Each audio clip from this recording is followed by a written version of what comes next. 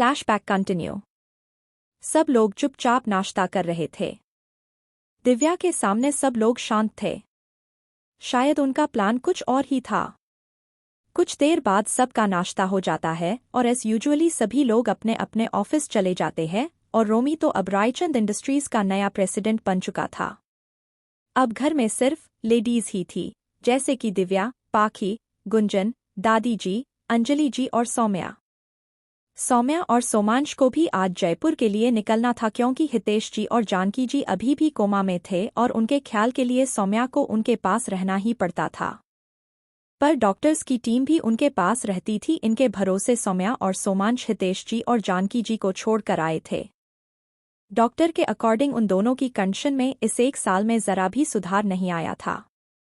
सोमांश और सुहान इस वक्त दिल्ली में ही अपनी किसी मीटिंग में गए हुए थे, जिसके बाद वो चारों सुहान, पाखी, सौम्या और सोमांश को जयपुर जाना था। पूरा दिन ऐसे ही निकल गया था। दिव्या अपने कमरे में ही थी, या यूं कहे घर की लेडीज ने दिव्या को कमरे में रेस्ट करने के लिए धक्के से भेजा हुआ था। दिव्या को उसकी प्रेगनेंसी के बारे में कुछ भी पता नहीं था। उसके अकॉर्डिंग उसे नॉर्मली चक्कर आया था, पर बात तो कुछ और ही थी। शाम का वक्त। दिव्या लिफ्ट से नीचे हॉल में आई। नीचे आते ही उसके कदम एकदम से रुक गए, क्योंकि पूरा हॉल डेकोरेटेड था। हॉल में soon to be mummy daddy लिखा हुआ था, साथ ही लाइट ब्लू और लाइट पिंक कलर में डेकोरेशन की हुई थी। कई जगह लिखा हुआ था इट्स अ गर्ल और कई जगह लिखा हुआ था इट्स अ बॉय। दिव्या इस डेकोरेशन को देखकर बहुत हैरान थी कि किसके बेबी होने वाला है और उनके घर में कौन प्रेग्नेंट है। दिव्या इधर उधर देखते हुए हॉल के बीचों बीच आ जाती है और वहां उसकी नजर पड़ती है हॉल में रखे हुए केक पर। वहां टेबल पर 2 केक रखे हुए थे। एक पिंक बार्बी डॉल वाला केक था और एक बेबी ब्लू कलर में डोरेमोन का केक था। दिव्या ने इधर उधर ध्यान से देखा तो हॉल में कई जगह बेबीज के छोटे छोटे फुटवेयर रखे हुए थे और कई जगह बेबी के दूध की बोतल थी। यह सब दिव्या को बहुत अच्छा लग रहा था। दिव्या को बच्चों से बहुत लगाव था और ऐसे बच्चों की छोटी छोटी चीजें उसे बहुत पसंद थी। इन सब को देखते हुए दिव्या के चेहरे पर मुस्कान खिली हुई थी। तभी पूरे हॉल की लाइट एकदम से बंद हो जाती है। दिव्या कुछ कहती या कुछ करती कि तभी सामने हॉल में रहा टीवी चलने लगा, जिस पर देवांश की वीडियो प्ले होती है। इस वीडियो में देवांश कह रहा था कि आई नो लिटिल बेबी की आज का सरप्राइज देखकर तुम हैरान हो जाओगी, पर यह सब तुम्हारे लिए ही है, क्योंकि अब हम 2 से 3 होने जा रहे हैं मेरी जान। सच में यह एक अलग ही फीलिंग है जिसे मैंने कभी महसूस नहीं किया। हाँ मेरी जान, we are going be a parents. और मैं खुश ही बहुत हूँ। यह सब मैंने उसी खुशी के साथ करवाया है और आई होप कि तुम्हें यह सब पसंद आएगा। तभी टीवी पर दिव्या और देवांश की बचपन से लेकर अब तक की सारी फोटोज शो होती है। टीवी के बंद होते ही दिव्या मुस्कुरा रही थी। दिव्या मुस्कुरा ही रही थी कि तभी सब लोग हॉल में आ जाते हैं, जो कब से हॉल में ही छुपकर दिव्या के इस हैरानी और मुस्कुराने वाले रिएक्शन को देख रहे थे। दिव्या उन सब को देखकर कुछ कहती कि उससे पहले ही देवांश ने दिव्या को अपने सीने से लगा लिया। दिव्या देवांश के इस एक्शन से एकदम हैरान थी, पर तभी उसे देवांश की आवाज सुनाई दी जो कह रहा था कि thank you little baby, thank you so much. मुझे इतनी बड़ी खुशी देने के लिए थैंक यू। तुम नहीं जानती कि मैं आज कितना खुश हूँ। दिव्या अभी कुछ बोलना चाहती थी, उसके मन में बहुत सारे सवाल थे, पर तभी देवांश दिव्या से अलग हो गया। देवांश के दिव्या से अलग होते ही सब लोगों ने दिव्या को घेर लिया और उसे मुबारकबाद देने लगे। दिव्या को कुछ कुछ तो समझ आ हो गया था, पर फिर भी दिव्या ने कन्फर्म करने के लिए देवांश से पूछा, देव, क्या यह सब सच है? मतलब क्या मैं सच में मां बनने वाली हूं? दिव्या के इस सवाल पर देवांश मुस्कुरा दिया। उसने दिव्या को वहीं रखे सोफे पर बिठाया और उसके सामने घुटनों के बल बैठकर देवांश ने दिव्या के दोनों हाथों को अपने हाथ में ले लिया और उसने कहा, कल तुम बेहोश होकर गिर गई थी, फिर हमने डॉक्टर को बुलाया तो उसने तुम्हारा चेकअप किया, फिर हमें पता चला, मैंने भी पहले यकीन नहीं किया था, पर अब सच में मेरी जान, मुझे तुम पर बहुत प्यारा रहा है। मन कर रहा है कि तुम्हें बहुत सारा प्यार करूं इस खुशी के लिए। देवांश की बात सुन दिव्या खुलकर मुस्कुरा दी और उसके चेहरे पर शर्म की लाली झलक उठी। वहीं दिव्या और देवांश के बीच का यह प्यार देखकर सभी लोग खुश हो गए थे। पर सब लोग हैरान भी थे कि जो देवांश किसी से सीधे मुंह बात तक नहीं करता वो अपनी दिव्या के लिए कितना स्वीट बिहेव करता है। शायद इसी को प्यार कहते हैं। कुछ ही देर में दिव्या और देवांश ने साथ मिलकर केक कट किया। यह एक छोटी सी सेलिब्रेशन थी जिसमें घर के ही मेंबर थे। इसके बाद सौम्या और सोमांश ने जयपुर जाने की बात की तो दादाजी ने उनको आज रात यहीं रहकर कल जाने का फरमान सुना दिया, जिसे वो मना नहीं कर पाए। कुछ ही देर में डिनर करने के बाद सभी लोग सोने के लिए अपने अपने कमरे में चले गए। 2 साल बाद रायचंद पैलेस, दिल्ली। सुबह का समय। आज नील और गुंजन की शादी है। शादी में कोई खास तैयारी नहीं की गई। सिर्फ हॉल में मंडप सजाया गया है जहां नील अपनी जगह पर बैठा हुआ है और गुंजन का इंतजार कर रहा है। हॉल में सतीश दादाजी, सुभाष जी, कृष्णा दादी जी, अंजलि जी, सौम्या और सोमांश मौजूद हैं। साथ ही दिव्या, देवांश, पाखी, सुहान, रोमी और रोहित खड़े हुए हैं। वहीं मंडप में नील अपनी जगह पर बैठा हुआ है और पंडित जी कुछ मंत्र जाप कर रहे हैं और साथ ही अब वो दादी जी को देखकर बोलते हैं, जजमान कन्या को बुलाएं। दादी जी दिव्या और पाखी को इशारा करती है तो दिव्या और पाखी गुंजन को लेने के लिए फर्स्ट फ्लोर पर चली जाती है। कुछ ही देर में सीढ़ियों से गुंजन दुल्हन का जोड़ा पहने आती है। उसके साथ ही दिव्या और पाखी भी आती है। गुंजन ने अपना एक हाथ अपने पेट पर रखा हुआ था और उसका पेट भी काफी उभरा हुआ लग रहा था। कुछ ही देर में गुंजन नील के बगल में आकर बैठ जाती है तो पंडित जी शादी की आगे की विधि पढ़ने लगते हैं। कुछ ही देर बाद पंडित जी कन्यादान के लिए बुलाते हैं तो सोमांश और सौम्या आगे आकर गुंजन का हाथ नील के हाथ में दे देते हैं। शादी संपन्न हुई कहते हुए पंडित जी गुंजन और नील को अपने बड़ों का आशीर्वाद लेने के लिए बोलते हैं। नील गुंजन को आराम से खड़ा करता है और वो दोनों दादाजी, दादी जी, अंजलि जी, सुभाष जी, सौम्या और सोमांश घर के सभी बड़ों का आशीर्वाद लेते हैं। कुछ ही देर में पंडित जी चले जाते हैं और सब लोग हॉल में सोफे पर बैठे हुए थे। गुंजन काफी चुप-चुप सी थी और उसकी यह हालत घर का कोई भी मेंबर नहीं देख पा रहा था। दिव्या, पाखी बच्चे तुम दोनों गुंजन को ऊपर अपने रूम में ले जाओ। मैं तुम तीनों का खाना वहीं भेज देती हूँ। यह बात अंजलि जी ने कही और अब वो किचन की तरफ चली जाती है क्योंकि लंच का टाइम हो चुका था। दिव्या और पाखी गुंजन को आराम से सोफे से उठाकर ऊपर रूम में ले जाती है। रूम में जाते ही गुंजन बेड पर बैठ जाती है और रोने लगती है, साथ ही वो अपने गहने और चूड़ियां उतार कर फेंक देती हैं। पाखी और दिव्या जल्दी से गुंजन को संभालते हैं।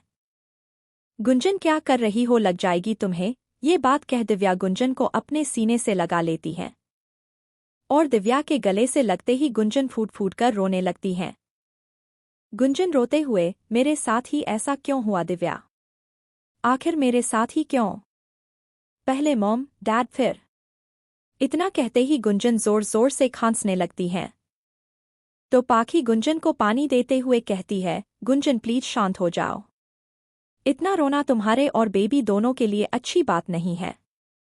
और वैसे भी जो होना था वो हो चुका है। प्लीज अब आगे बढ़ने की कोशिश करो। हाँ गुंजन, अब तुम्हारे साथ नील है, वो हमेशा तुम्हारे साथ रहेगा। प्लीज तुम अपना और बेबी का ध्यान रखो। प्लीज। कहते हुए दिव्या की आंखें भी नम थी। दिव्या और पाखी गुंजन को बेड पर आराम से बैठा देते हैं। गुंजन का 8th मंथ कंप्लीट हो गया था और अब उसे 9th मंथ लगा हुआ था। दिव्या और पाखी भी गुंजन के पास ही बैठ जाती है और कुछ ही देर में उनका खाना आ जाता है। वहीं दूसरी तरफ देवांश, नील, रोहित और रोमी इस वक्त नील के रूम में थे। नील कुछ सोचते हुए, वो मुझे कभी एक्सेप्ट नहीं करेगी। पता नहीं किस्मत कब क्या चाहती है। कुछ समझ नहीं आ रहा यार। मेरा दिमाग सच में खराब हो रहा है। देवांश नील को देखते हुए, वो हमेशा से तेरी किस्मत में थी नील। और मैंने तुझे बोला था कि उसे अपने दिल की बात बोल दे। अगर तूने उस वक्त ये फैसला लिया होता तो शायद आज सिचुएशन और होती। देवांश की बात सुन नील दुख से अपनी आंखें बंद कर लेता है और उसकी आंखों के आगे कुछ सीन आने लगते हैं, शादी, दूल्हा और दुल्हन। तभी ही नील अपनी आंखें खोल लेता है। जिंदगी ने एक ऐसा मोड़ लिया था कि सारी दुनिया ही पलट गई थी, ऐसा अभी नील को महसूस हो रहा था। रात का वक्त, गुंजन और नील का कमरा। रूम में कोई सजावट नहीं थी, कुछ नहीं था। नील रूम का डोर खोलकर रूम में एंटर करता है तो देखता है कि गुंजन कोई बुक पढ़ रही थी। ये बुक प्रेगनेंसी के रिलेटेड थी। नील को रूम में देखकर गुंजन थोड़ा अनकंफर्टेबल फील करने लगती है। गुंजन को अपने आप से इतना अनकंफर्टेबल होता देख नील लाचारी से अपनी आंखें भींच लेता और कसकर अपने हाथों की मुट्ठियां बना लेता है। नील कुछ पल में अपनी आंखें खोलता है और धीरे से अपने कदम गुंजन की तरफ बढ़ा देता था। नील गुंजन के सिर पर हाथ फिरते हुए, मैं स्टडी रूम में जा रहा हूं। तुम्हें कोई भी जरूरत हुई तो आवाज लगा देना। इतना कहकर नील गुंजन के माथे पर अपने होठ रख देता। अपने माथे पर नील के होठों को महसूस कर गुंजन की आंखें बंद हो जाती है। आंखें बंद करते ही गुंजन की आंखों के आगे एक हंसता मुस्कुराता चेहरा आ जाता है। गुंजन झट से अपनी आंखें खोलती है और नील से दूर हो जाती है। नील गुंजन की हालत समझ रहा था, इसलिए वो बिना कुछ बोले अपने रूम से अटचेड स्टडी रूम में चला जाता है, जहां जाकर सोफे पर लीन होकर बैठ जाता है। साथ ही वो अपनी आंखें बंद कर लेता है। इसी के साथ नील कुछ गहरा सोचने लगता है। दिव्या और देवांश का रूम। दिव्या और देवांश दोनों ही अपने बेड पर लेटे हुए थे। दिव्या देवांश के सीने से लगी हुई थी और देवांश चुपचाप सीलिंग को देखते हुए दिव्या के बालों में अपनी उंगलियां चला रहा था। देवांश, इन 2 सालों में कितना कुछ बदल गया ना। देवांश दिव्या की बात सुनकर भी चुप ही रहता है।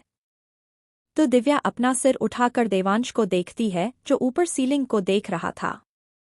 दिव्या बिना कुछ बोले देवांश के होठों पर अपने होठ रख देती है और उसे पैशनेट तरीके से किस करने लगती है। देवांश अभी भी शांत ही था, वो दिव्या की किस का कोई रिस्पॉन्स नहीं दे रहा था। पर अब दिव्या के हाथ देवांश की शर्ट के बटन खोल रहे थे, जो महसूस कर देवांश दिव्या का हाथ पकड़ लेता है। तो दिव्या किस ब्रेक करके देवांश को देखती है और साथ ही उसने कहा, Dev, I want you right now. Devansh Divya की आंखों में देखते हुए, are you sure wifey? Devansh की बात सुन दिव्या हाँ में अपनी आंखों की पलकें झपका देती हैं, तो देवांश दिव्या के ऊपर आ जाता है। देवांश झुककर दिव्या के होठों पर अपने होठ रख देता है और साथ ही दिव्या और देवांश एक दूसरे को पैशनेट और वाइल्ड तरीके से किस करने लगते हैं। देवांश और दिव्या एक दूसरे को किस कम कर रहे थे और खा ज्यादा रहे थे। कुछ ही देर में दिव्या की सांस फूलने लगती है, तो वो देवांश के शोल्डर पर हल्के से थपथपाती है, तो देवांश किस रोक देता है और अपने हाथों से दिव्या के होठों अलग कर देता है। दोनों ही इस वक्त जोर जोर से गहरी सांस ले रहे थे और दोनों के दिल भी बेहद शोर कर रहे थे। देवांश कुछ पल दिव्या का चेहरा देखता है, फिर वो झुककर दिव्या की गर्दन, कॉलर बोन और क्लीवेज पर किस करने लगता है। देवांश किस के साथ दिव्या को बाइट भी कर रहा था, जिस वजह से दिव्या की चीखें निकल रही थी, पर वो अपनी चीख को कंट्रोल कर रही थी। देवांश काफी वाइल्ड बिहेव कर रहा था और अब तक उसने दिव्या के कपड़े भी उतार दिए थे, असल में उतरे नहीं थे, फाड़ ही दिए थे। देवांश धीरे धीरे कर दिव्या की सारी बॉडी को चूमता है और अपने दांतों के निशान दिव्या की बॉडी पर छोड़ देता है। कुछ ही देर में दिव्या की सारी बॉडी पर दांतों के निशान विजिबल हो रहे थे, पर देवांश अभी भी रुका नहीं था। देवांश कुछ नहीं करना चाहता था, वो अपने आप को कंट्रोल कर रहा था, पर दिव्या के कहने के बाद अब वो खुद को कंट्रोल नहीं करना चाहता था। दिव्या अपनी आंखें खोलकर देवांश को देखती है, जो उसके लोअर पार्ट को अपने लिप्स से सहला रहा था। फिर दिव्या ने एक नज़र बेड के साइड में देखा, जहां एक क्रिब रखा हुआ था। उस क्रिब में 2 महीने का छोटा सा बच्चा था। दिव्या क्रिब में देखती है, जहां उनकी बेटी आराम से सो रही थी। दिव्या अपनी चीखों को कंट्रोल कर रही थी ताकि उनकी बेटी उठ ना जाए, पर देवांश तो दिव्या को चीखें निकालने और मौन करने के लिए मजबूर कर रहा था। अचानक ही दिव्या की हल्की सी चीख निकल जाती है, क्योंकि देवांश ने दिव्या के लोअर पार्ट पर अपने दांत गड़ा दिए थे। देवांश झटके से उठा और दिव्या के फेस के पास आ गया और साथ ही अब उसने दिव्या के माथे को चूमते हुए कहा, आई एम सॉरी वाइफी, मैं अपने आप को कंट्रोल नहीं कर पा रहा हूँ। 4 महीनों से मैंने तुम्हें छुआ तक नहीं। मैं अभी भी नहीं करना चाहता, अगर तुम चाहो तो मुझे रोक लो, नहीं तो अगर मैं आज आगे बढ़ गया तो मैं रुक नहीं पाऊंगा। इतना कहकर देवांश रुक जाता है और गहरी गहरी सांस लेने लगता है, क्योंकि अब वो जल्दी से दिव्या में समाना चाहता था, पर वो खुद को कंट्रोल कर रहा था कि कहीं वो दिव्या को हर्ट ना कर दे। दिव्या देवांश की हालत समझ रही थी और अब वो खुद भी देवांश से दूर नहीं रहना चाहती थी। उसने बिना कुछ बोले देवांश को हल्का सा धक्का दिया, जिससे देवांश दिव्या के बगल में लेट जाता और दिव्या बिना एक पल गवाए देवांश के होठों पर अपने होठ रख देती है और साथ ही देवांश को किस करने लगती है। अब ये देवांश का एंड पॉइंट था। इसके बाद तो वो चाहकर भी अपने आप को रोक नहीं पा रहा था। देवांश ने भी दिव्या के सिर के पीछे हाथ रखा और दिव्या के होठों को अपने होठों पर प्रेस करने लगा। दिव्या और देवांश एक बार फिर से एक दूसरे को पैशनेट किस कर रहे थे और अब दिव्या के हाथ देवांश की अधखुली शर्ट के बटन खोलने लगते हैं। कुछ ही पल में दिव्या ने देवांश की शर्ट उसके बदन से अलग की और उसने देवांश के होठों को छोड़ दिया और अब दिव्या देवांश की सॉलिड चेस्ट पर किस करने लगती है। दिव्या झुककर देवांश की चेस्ट, उसके 8 पैक एब्स को किस कर रही थी और उसके हाथ देवांश की पैंट खोलने में लगे हुए थे। कुछ ही देर में देवांश नेक्ड था और दिव्या तो पहले से ही नेक्ड थी। दोनों को एक दूसरे के बदन की गर्मी का एहसास हो रहा था। अब देवांश और कंट्रोल नहीं कर सकता था। देवांश ने एकदम से दिव्या को कमर से पकड़कर अपने बगल में लेटा दिया और खुद झटके से दिव्या के ऊपर आ गया। देवांश ने झुककर दिव्या के होठों को अपनी गिरफ्त में लिया और दिव्या की लेग्स को अपनी कमर पर लपेट दिया। साथ ही अब देवांश दिव्या में एंटर कर जाता है। देवांश के एंटर करते ही दिव्या की एक दबी हुई चीख निकल जाती है, क्योंकि देवांश दिव्या को अभी भी किस कर रहा था, जिस वजह से दिव्या की चीख बाहर नहीं निकल पाती। आज पूरे 4 महीनों बाद दोनों एक बार फिर से एक हो रहे थे और दोनों ही इस पल में खो जाना चाहते थे। देवांश और दिव्या अपनी दुनिया में खो जाते हैं और उनका ये प्यार का सिलसिला ना जाने रात के किस पहर रुकता है। अगली सुबह आज गुंजन को मंथली चेकअप के लिए हॉस्पिटल जाना था, क्योंकि अब उसका 9th मंथ शुरू हो चुका था। इसलिए नील गुंजन को हॉस्पिटल के कर जाने वाला था। साथ ही अभी सब लोग ब्रेकफास्ट के लिए डाइनिंग हॉल में डाइनिंग टेबल पर बैठे हुए थे। ब्रेकफास्ट के बाद सौम्या, सोमांश, पाखी और सुहान को जयपुर वापस जाना था। पाखी और सुहान की भी शादी हो चुकी थी और शादी के बाद दोनों ही जयपुर अपने मॉम डैड के साथ सिंघानिया पैलेस में रहते थे। कुछ ही देर में सबका ब्रेकफास्ट हो चुका था।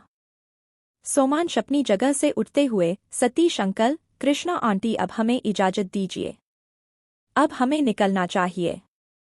इसी के साथ सब लोग अपनी जगह से उठ जाते हैं, क्योंकि सबका ब्रेकफास्ट हो चुका था। सब लोग हॉल में आते हैं और सौम्या, सोमांश और सुहान और पाखी को विदा करते हैं। कुछ ही देर में वो चारों रायचंद पैलेस से निकल जाते हैं। उन चारों के जाते ही सुभाष जी, सतीश जी, देवांश, रोमी और रोहित ऑफिस जाने के लिए निकल जाते हैं। अब घर पर सिर्फ दादी जी, अंजलि जी, दिव्या, गुंजन और नील थे। तभी एक आया हॉल में आती है और कहती है, दिव्या मैडम, वो मायरा बेबी रो रही हैं, शायद उनको भूख लगी है। मैंने फीडर देकर चुप करवाने की कोशिश की, पर शायद उनको आपकी ज़रूरत है। तो दिव्या ने कहा, पर निशा, अभी तो मैंने मायरा को फीड करवा कर सुलाया था। इतना कहकर दिव्या जल्दी से उठकर ऊपर जाती है। दादी जी और अंजलि जी भी मायरा के लिए परेशान हो गई थी।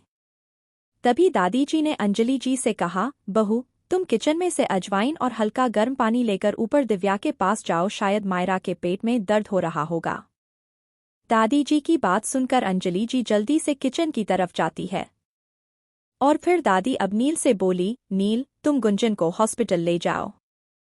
दादी की बात सुनकर नील हाँ बोलकर गुंजन को सहारा देकर खड़ा करता है और पैलेस से बाहर ले जाता है। नील ने गुंजन को कार की बैकसीट का डोर खोलकर अंदर बिठा दिया और खुद ड्राइविंग सीट पर बैठकर नील ने गाड़ी हॉस्पिटल की तरफ दौड़ा दी। दिव्या और देवांश का रूम। दादी जी, अंजलि जी, दिव्या और निशा बेड के पास खड़े थे और सामने मायरा रोए जा रही थी। दिव्या ने अब तक बहुत कोशिश कर ली थी, पर मायरा चुप होने का नाम ही नहीं ले रही थी।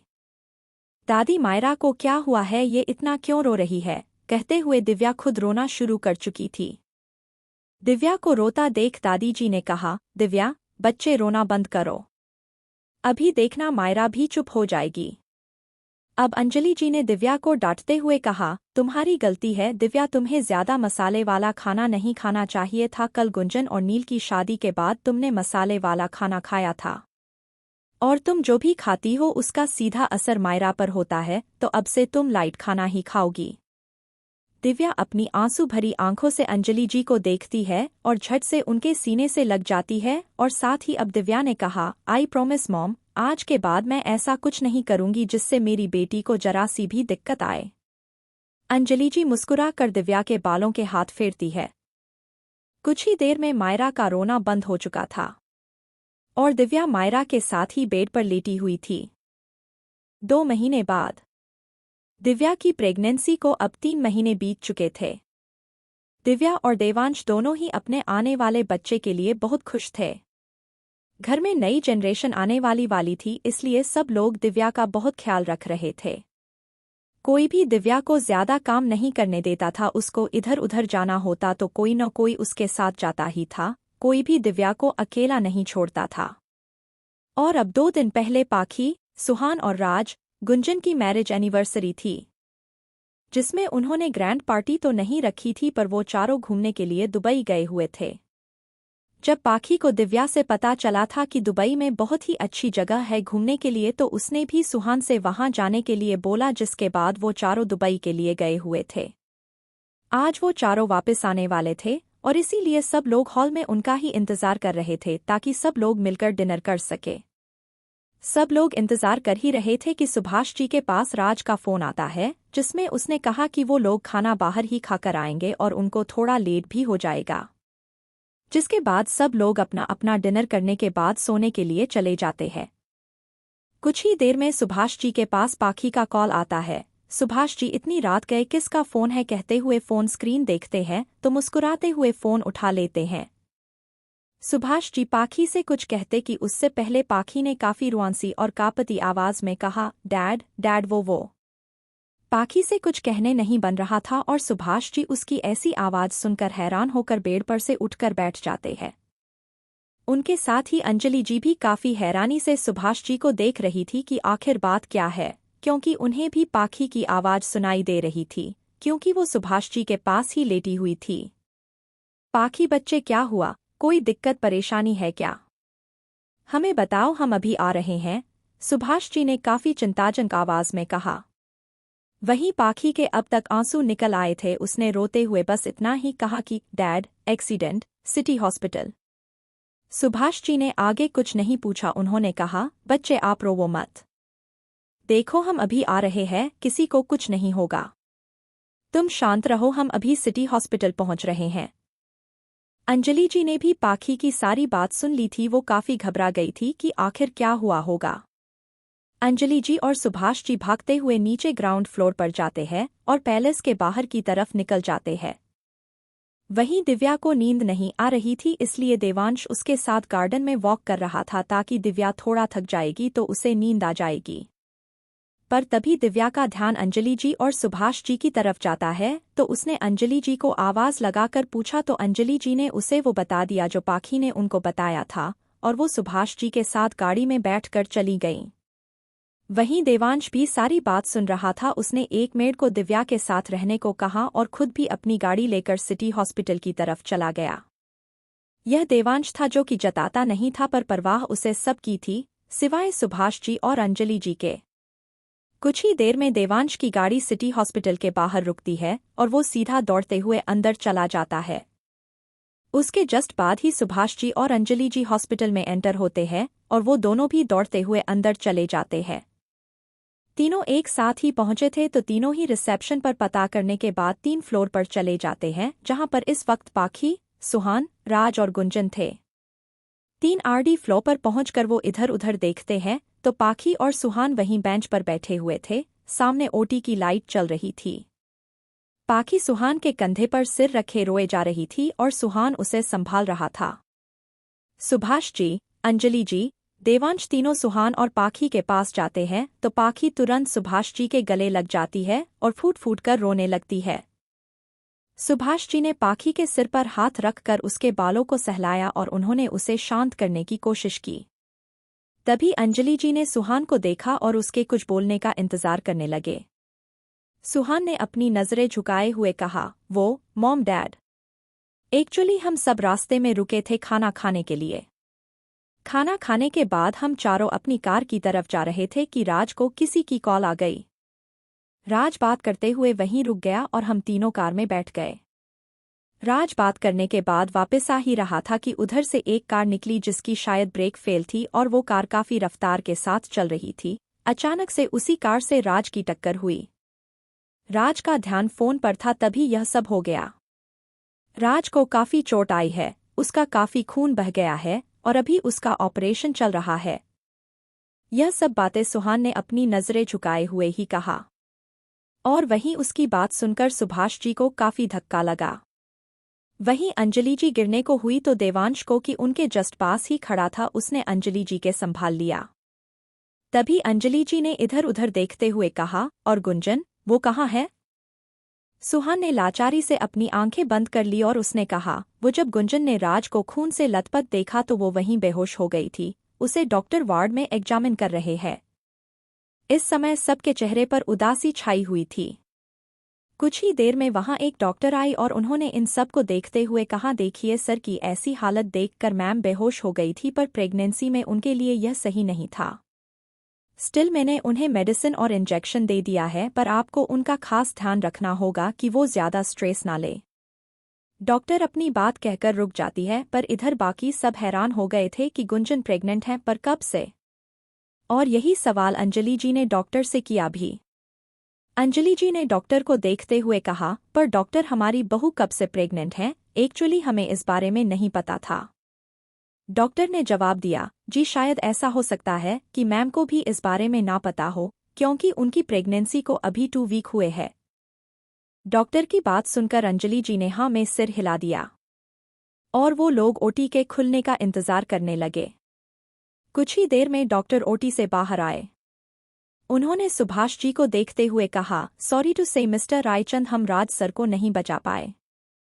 ही इज नो मोर। राज सबको छोड़कर जा चुका था। सुभाष जी ने देवांश ने डॉक्टर से बहुत कहा कि वो ट्राई करें, शायद राज कोई मूवमेंट करे। पर मूवमेंट वो करता है जिसमें सांसें बची हो और राज तो पहले ही अपनी आखिरी सांस ले चुका था। धीरे धीरे यह बात पूरे दिल्ली और इंडिया में फैल चुकी थी कि रायचंद का मझला बेटा राज रायचंद अब इस दुनिया में नहीं रहे। सब घरवालों का रो रो कर बुरा हाल था क्योंकि किसी ने भी इस बारे में सोचा तक नहीं था। यह एक अनटिमली डेथ थी जिसके लिए कोई तैयार नहीं था। वहीं गुंजन थी जिसे अपना सब कुछ खत्म होता दिखाई दे रहा था।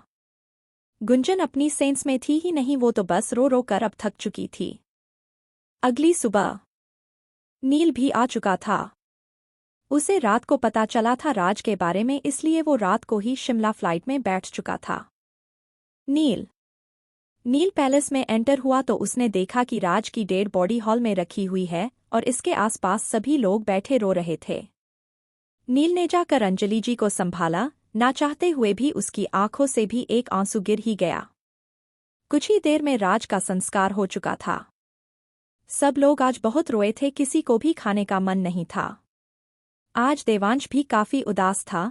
भले ही वो कभी किसी को दिखाता नहीं था पर उसे अपने परिवार को खोने का बहुत दुख था। वो अपने परिवार से बहुत प्यार करता था। वहीं गुंजन की हालत तो बयान करने वाली ही नहीं थी। उसे खाने पीने का कोई होश नहीं था पर पाखी और दिव्या ने उसे धक्के से खाना खिलाया ताकि उसके बच्चे को भूखा ना रहना पड़े। आखिर जो भी हुआ हो उस बच्चे की तो कहीं भी कोई गलती नहीं थी। ऐसे ही दिन बीत रहे थे। सब राज को बहुत मिस करते थे। उसकी मौत एक एक्सीडेंट के चलते हुई थी, इसलिए सुभाष जी ने पुलिस कंप्लेंट करवाई थी। जिसकी वो कार थी, उस इंसान ने बताया कि अचानक उसकी कार की ब्रेक फेल हो गई थी, इसलिए वो एक्सीडेंट के टाइम कुछ कर नहीं पाया और वो लड़का काफी डर गया था, जिसकी वजह से एक्सीडेंट के तुरंत बाद वो वहां से भाग गया। उसने रुककर यह जानना भी जरूरी नहीं समझा कि उसकी कार किस से टकराई है और वो इंसान कैसा है कैसा नहीं। और उस लड़के को कानून ने इसी बात की सजा दी कि उसे कम से कम रुककर अपनी गलती मान लेनी चाहिए थी। पर अब तो राज जा चुका था, पर उस इंसान को भी उसके किए की सजा मिलनी ही थी। दिन बीतते जा रहे थे और देवांश का बिहेवियर अभी भी घरवालों के लिए वैसा ही था। रात का समय देवांश का कमरा।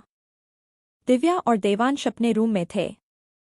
देवांश सोफे पर बैठा हुआ लैपटॉप पर अपना काम कर रहा था जबकि दिव्या अभी ही रूम में आई थी। दिव्या ने देवांश को देखते हुए कहा, देव, यह सब क्या था? देवांश ने बिना दिव्या को बिना देखे कहा, क्या? दिव्या ने देवांश की तरफ बढ़ते हुए कहा, देव, जो तुमने नीचे अभी किया वो सब क्या था? तुम क्यों नहीं समझ रहे हो कि उनको तुम्हारी जरूरत है? उन्होंने अपना एक बेटा खोया है तो तुम्हें उनको संभालना होगा देव। देवांश ने अब गुस्से में दिव्या को देखा और उसने दिव्या को देखते हुए कहा, अगर उन्होंने अपना बेटा खोया है तो मैंने भी उनकी वजह से अपने माँ बाप को खोया था। सिर्फ इसी कारण मैं 4 साल इस घर से दूर रहा, तुमसे दूर रहा। कातिल है वो मेरे माँ बाप के। मैं कैसे अपने माँ बाप के कातिलों को अपना परिवार मान लूं? देवांश काफी गुस्से में आ गया था और यह पहली बार था जब देवांश ने दिव्या से इस टोन में बात की थी। दिव्या को देवांश से डर तो लग रहा था पर उसे भी अपनी बात कहनी ही थी। इसलिए दिव्या ने देवांश के सामने खड़े होकर उसकी आंखों में आंखें डालकर कहा, देव, तुम गलत हो। हाँ, मैं मानती हूँ तुम्हारे मॉम डैड इस दुनिया में नहीं है क्योंकि सुभाष डैड और अंजलि मॉम की कार से लंदन में उनका एक्सीडेंट हो गया था। पर वो जस्ट एक एक्सीडेंट था जो कि लंदन की गवर्नमेंट ने भी बोला था। और वो महज एक गलती थी, सिर्फ एक गलती देव। मैं सब जानती हूँ और मानती भी हूँ देव। मुझे पता है जब आज से 5 साल पहले तुम्हें यह बात पता चली थी तो तुम हम सबको इस घर को छोड़कर चले गए थे। पर अब आगे बढ़ने का टाइम है देव। प्लीज आगे। दिव्या की बात पूरी होने से पहले देवांश ने उसे गुस्से में घूरते हुए कहा, तुम्हें नहीं लगता कि इनको सजा मिलनी चाहिए? देवांश की बात सुनकर दिव्या हल्का सा मुस्कुरा दी और उसने कहा, तुम्हें क्या लगता है देव? मॉम डैड बहुत खुश होंगे उस एक्सीडेंट के बाद। हाँ, वो पल पल उन्होंने अपने आप को कचोटा होगा। रोए होंगे, तड़पे होंगे वो दोनों। उन्होंने अपनी आधी जिंदगी इस गिल्ट में बीता दी कि उनकी वजह से आज उनके बड़े भैया भाभी उनके साथ नहीं है। उनकी एक गलती की वजह से उनके 3 साल के भतीजे के सिर से माँ बाप का साया उठ गया। क्या यह सजा कम थी? शायद कम ही थी। इसलिए तो तुम उनको उस गिल्ट में छोड़कर लंदन चले गए ताकि उनका गिल्ट और बढ़ जाए। तुम नहीं थे यहाँ पर मैंने उन्हें तुम्हारे जाने के बाद तड़पते देखा था। देखा था मैंने कि कैसे एक माँ बाप अपने बेटे के लिए तरस रहे थे। पर आज वो सच में टूट चुके हैं। अपने भैया भाभी को खोने के बाद उन्होंने अपना एक बेटा खोया। पर फिर भी उन्हें तुमसे आस है देव। अगर तुम्हें मेरी बात जरा सी भी सही लगे तो डैड से बात कर लेना। वो तुम्हें रायचंद इंडस्ट्रीज का सीईओ बनाना चाहते हैं। राज की जगह तुम्हें देना चाहते हैं जो हमेशा से उन्होंने तुम्हारे लिए रखी थी। अपनी बात कहने के बाद दिव्या बेड की तरफ बढ़ जाती है और बेड पर लेटकर आंखें बंद कर लेती है। दिव्या भी चाहती थी कि अब देवांश रायचंद इंडस्ट्रीज को आगे लेकर जाए। आखिर कब तक सतीश जी या फिर सुभाष जी कंपनी देख सकेंगे? वैसे तो नील और रोमी भी कंपनी के सीईओ बन सकते हैं पर वो दोनों देवांश के जितने कैपेबल तो नहीं है जो इतनी बड़ी मल्टी इंटरनेशनल कंपनी को अकेले संभाल सके। सोचते सोचते दिव्या तो सो चुकी थी पर देवांश की आंखों में एक कतरा नींद का नहीं था। वो सोफे पर लीन होकर बैठा हुआ था। इस वक्त उसकी आंखें बंद थी और वो किसी गहरी सोच में था। अगला दिन, रायचंद इंडस्ट्रीज मीटिंग रूम। इस वक्त सतीश जी, सुभाष जी, देवांश, नील, रोमी मीटिंग रूम में थे। यहाँ पर पेपर वर्क हो रहा था। सतीश जी और सुभाष जी कंपनी की सारी बागदौड़ देवांश को सौंप रहे थे, वो भी लीगली, ताकि कल को कोई भी दिक्कत ना हो। नील प्रेसिडेंट था और रोमी वाइस प्रेसिडेंट। दिव्या और पाखी, गुंजन तीनों ने हो ऑफिस ज्वाइन किया था पर दिव्या जो कि अब प्रेग्नेंट थी इसलिए वो अब तो ऑफिस नहीं आ सकती थी। वहीं पाखी तो शादी के बाद सुहान के साथ जयपुर शिफ्ट हो चुकी थी जिस वजह से उसने करीब 1 या 2 महीने ही रायचंद इंडस्ट्रीज में जॉब की, उसके बाद वो जयपुर चली गई। वहीं गुंजन ने तो बहुत टाइम तक जॉब की थी पर अब वो इस हालत में बिल्कुल भी नहीं थी कि वो ऑफिस ज्वाइन कर सके। इसलिए सतीश जी ने कल देवांश को रायचंद इंडस्ट्रीज संभालने को कहा था जिसके लिए देवांश ने साफ मना कर दिया था। पर कल दिव्या ने जो देवांश से कहा उसके बाद देवांश पूरी रात इस बारे में सोचता रहा और आज वो रायचंद इंडस्ट्रीज आया हुआ था और यह मीटिंग भी उसने ही फिक्स करने के लिए बोला था। सारे पेपर वर्क होने के बाद देवांश वहां से निकल गया। समय के साथ देवांश ने डीडी इंडस्ट्रायल्स को भी रायचंद इंडस्ट्रीज में कोलैब कर लिया ताकि वो दोनों कंपनीज को एक साथ रन कर सके। समय बीत रहा था, इसी के साथ दिव्या की डिलीवरी डेट भी पास चुकी थी। एक दिन अचानक दिव्या के पेट में दर्द उठा जो कि उसकी सहन से बिल्कुल बाहर था। बाहर बारिश का मौसम था पर खुशी बात यह थी कि सब लोग घर पर थे क्योंकि डिनर का टाइम हो चुका था। जब दिव्या को दर्द शुरू हुआ था तो सब लोग फौरन दिव्या को लेकर हॉस्पिटल पहुंचे। कुछ समय बाद दिव्या अंदर वार्ड में थी और बाकी सब लोग बाहर खड़े हुए थे और दिव्या और उसके बच्चे के लिए प्रार्थना कर रहे थे। टाइम के साथ दिव्या की चीखें बढ़ती जा रही थी, जिन्हें सुनने के बाद देवांश से अब कंट्रोल नहीं हो रहा था। देवांश सीधा वार्ड का गेट खोलकर अंदर चला गया। डॉक्टर ने देवांश को देखा तो सही पर देवांश को कुछ कहने की हिम्मत उसने नहीं थी। डॉक्टर और नर्स फिर से दिव्या पर ध्यान देने लगे। वहीं देवांश ने सबको इग्नोर किया और दिव्या के हॉस्पिटल बेड के पास खड़ा हो गया। उसने दिव्या के सर पर हाथ रखा। दिव्या, जिसका पूरा ध्यान अपने दर्द पर था, उसने आंखें खोलकर अपनी आंसू भरी आंखों से देवांश को देखा। देवांश ने दिव्या को प्यार किया, उसे संभाला, जिसके बाद दिव्या ने जोर से एक पुश किया, जिसके बाद दिव्या की चीखें और आंखें दोनों बंद हो गई। वहीं एक छोटे बच्चे की रोने की आवाज आने लगी। देवांश और दिव्या को बेबी गर्ल हुई थी, जिसका नाम देवांश ने पहले से ही मायरा सोचा हुआ था क्योंकि उसको पता था कि उसे बेबी गर्ल ही होगी, बिल्कुल उसकी लिटिल बेबी दिव्या की तरह। टाइम अपनी रफ्तार से और बीत रहा था। समय के साथ घर में खुशियां लौट आई थी। अब देवांश भी घर में इन्वॉल्व होने लगा था और फिर मायरा भी थी जो पूरे रायचंद पैलेस की रौनक थी। नील भी राज के जाने के बाद यहीं रहने लगा था। वो गुंजन की यह हालत देख नहीं सकता था। इसलिए जब एक दिन सौम्या और सोमांश ने आकर दादी जी और दादाजी से बल्कि पूरे परिवार के साथ गुंजन की दूसरी शादी की बात की तो नील, जो कि वहीं पर था, उसने गुंजन का हाथ थामने का फैसला किया। इस वक्त गुंजन वहां पर नहीं थी, पर जब उसे पता चला कि घरवाले उसकी शादी करवा रहे हैं, वो भी नील से, जिसके लिए नील ने हाँ कर दी है, तो गुंजन को लगा कि सारा परिवार और नील उसे मर्सी की निगाह से देख रहे हैं। गुंजन इस शादी से खुश नहीं थी क्योंकि उसने राज की जगह किसी को भी कभी देनी नहीं चाहिए, पर अपने बच्चे के लिए वो शादी के लिए तैयार हो गई। Flashback end. दिव्या, देवांश, गुंजन, नील चारों ही पिछले 2 सालों में हुई सारी बातों को बैक टू बैक याद कर रहे थे, जिसमें कुछ बहुत अच्छा था तो कुछ बहुत बुरा। पर इन चारों को ही पता नहीं चला कब सोचते सोचते रात से सुबह हो चुकी थी। दिव्या, देवांश, गुंजन, राज चारों ने जब देखा कि सुबह हो चुकी है तो चारों ही अपने अपने रूम में चले जाते हैं। दिव्या और देवांश एक साथ रूम में एंटर करते हैं। दोनों ने एक दूसरे को देखा। दिव्या तुरंत देवांश के गले से लग गई। देवांश ने भी कसकर दिव्या को गले से लगा लिया। दोनों का ही दिल जोरों से धड़क रहा था। कुछ देर बाद दोनों एक दूसरे से अलग हुए तो दिव्या ने देवांश के गाल पर बेबी किस कर लिया। वहीं उसकी इस हरकत पर देवांश हल्का सा मुस्कुरा दिया। देवांश के चेहरे की मुस्कान देख दिव्या भी मुस्कुरा दी। देवांश वहां से जिम में चला गया। वहीं दिव्या जल्दी से शावर लेने चली गई क्योंकि उसने मायरा को कल रात अंजलि जी और सुभाष जी के रूम में सुलाया था और अब मायरा को फीड भी चाहिए थी और इसलिए दिव्या ने जल्दी से शावर लिया और फिर अपनी लिफ्ट की तरह बढ़ गई। दिव्या नीचे पहुंची तो उसके चेहरे पर मुस्कान खिल गई क्योंकि दादी जी और अंजलि जी के साथ मायरा हंस हंस कर खेल रही थी। दिव्या ने उन तीनों के पास जाकर कहा, आले मेली मयू दादी और बड़ी दादी के साथ खेल रही। मयू को मम्मा की याद नहीं आई, भूखी भी नहीं लगी। हाँ। दिव्या की बात सुनकर तो मायरा और खिलखिलाकर हंस दी। वो अपने हाथ पैर मारते हुए हंस रही थी और उसके खिलखिलाकर हंसने की आवाज पूरे हॉल में गूंज रही थी। तभी अंजलि जी ने दिव्या से कहा, दिव्या अब तुम्हें जहां जाना हो तुम जा सकती हो क्योंकि हमारी मयू बेबी हमारे साथ बहुत अच्छे से रह लेती है। दिव्या ने भी मुस्कुराते हुए कहा, माँ मेरा भी बहुत मन करता है कि मैं दोबारा ऑफिस ज्वाइन कर लूं पर देव कहाँ मुझे ऑफिस ज्वाइन करने देंगे। वो तो चाहते हैं कि मैं अपना पूरा ध्यान मायरा पे दूं। तभी दादी जी ने कहा, दिव्या बच्चे अगर तुम ऑफिस ज्वाइन करना चाहती हो तो अभी के लिए मैं तुम्हें ऐसा करने के लिए मना करूंगी।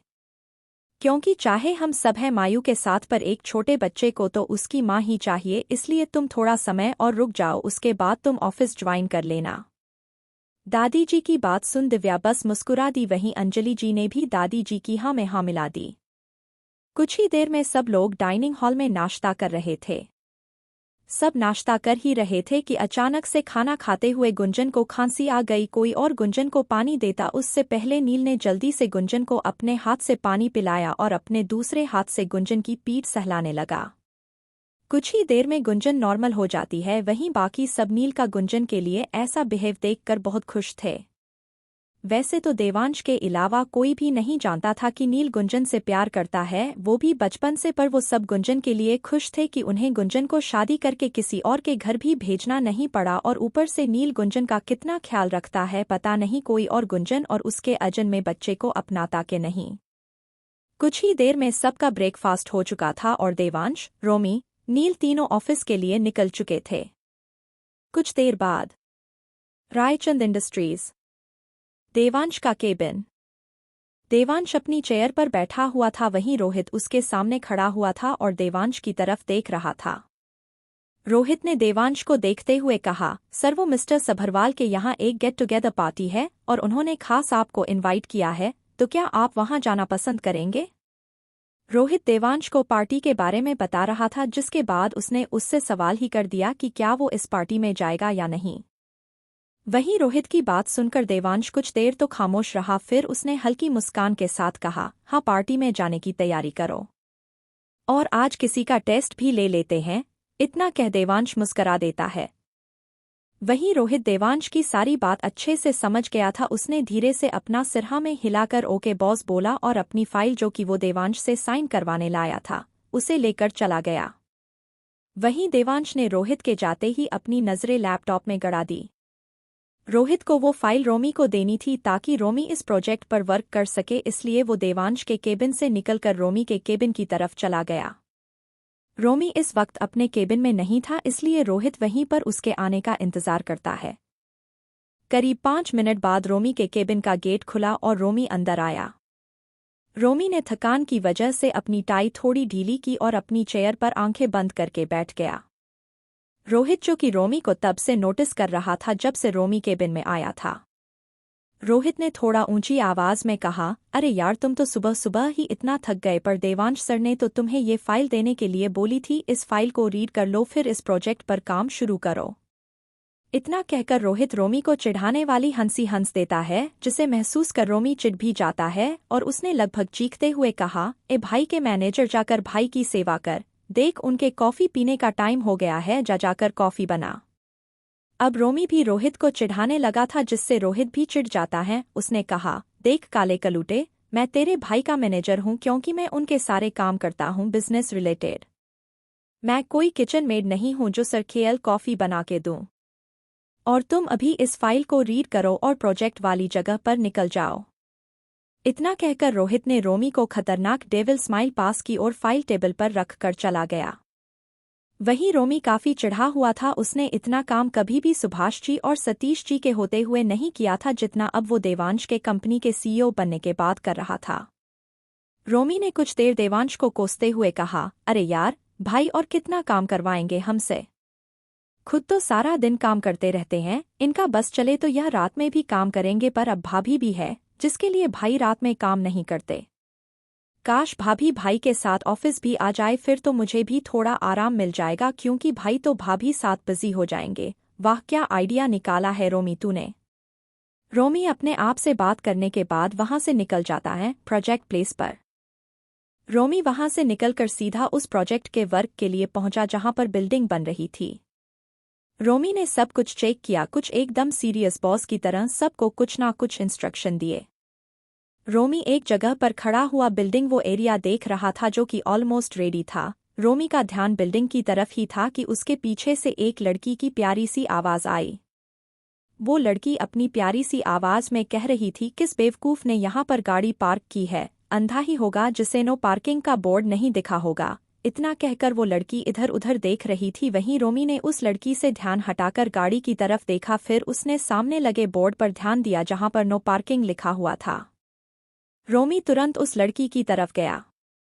यहाँ पर हल्की हल्की हवा चल रही थी जिस कारण उस लड़की के बाल हवा में उड़कर उसके चेहरे पर इधर उधर आ रहे थे जिन्हें वो अपने हाथों की उंगलियों की मदद से बार बार अपने कान के पीछे कर रही थी। रोमी ने उस लड़की को देखते हुए कहा, आई एम सॉरी मिस।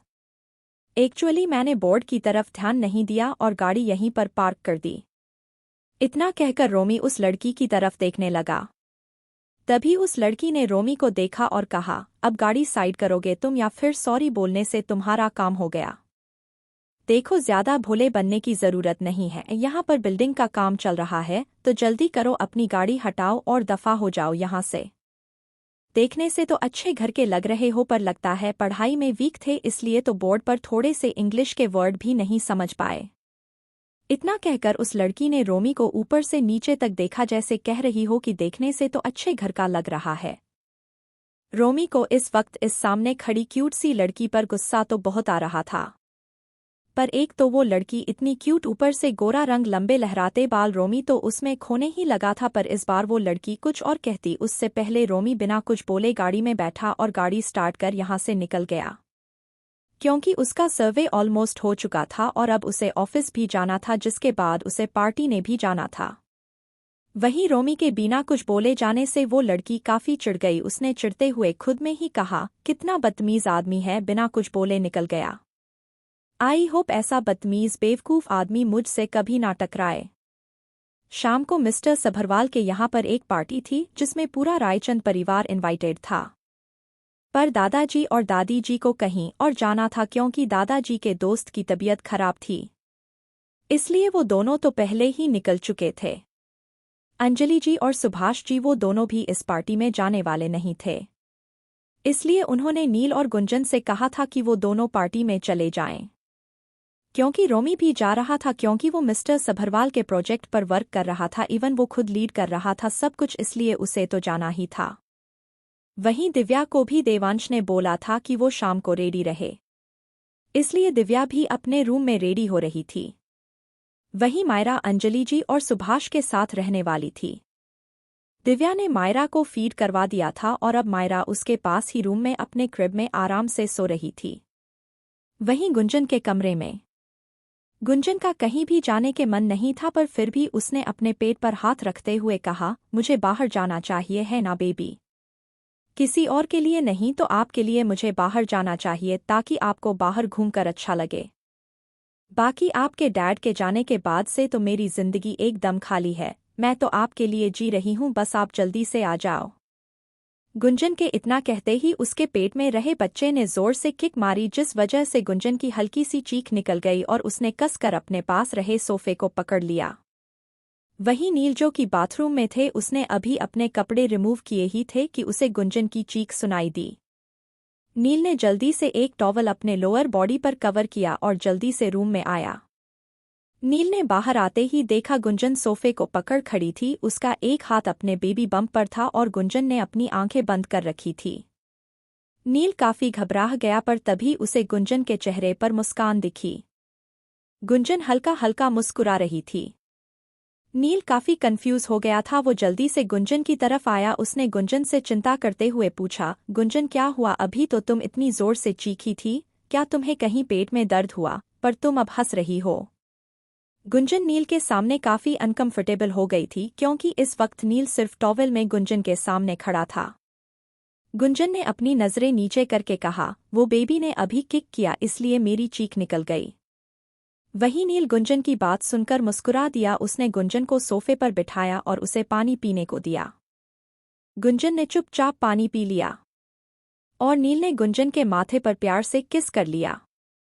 नील ने गुंजन के माथे पर किस करने के बाद उससे कहा, तुम तैयार हो जाओ, मैं नहा कर आता हूँ।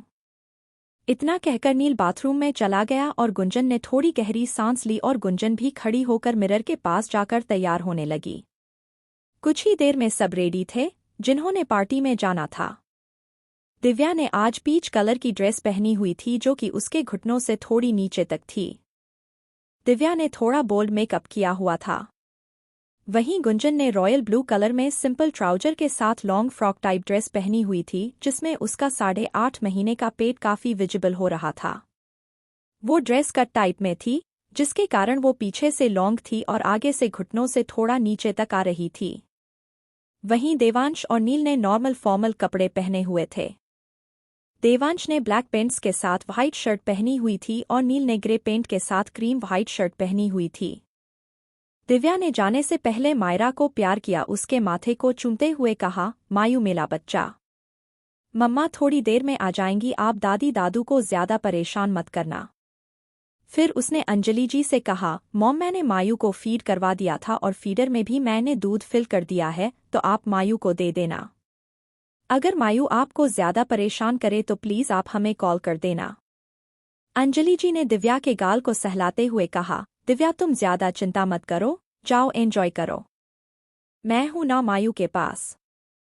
दिव्या ने मुस्कराकर अंजलि जी को देखा और मायरा के माथे को एक बार फिर से चूम लिया और बाहर निकल गई।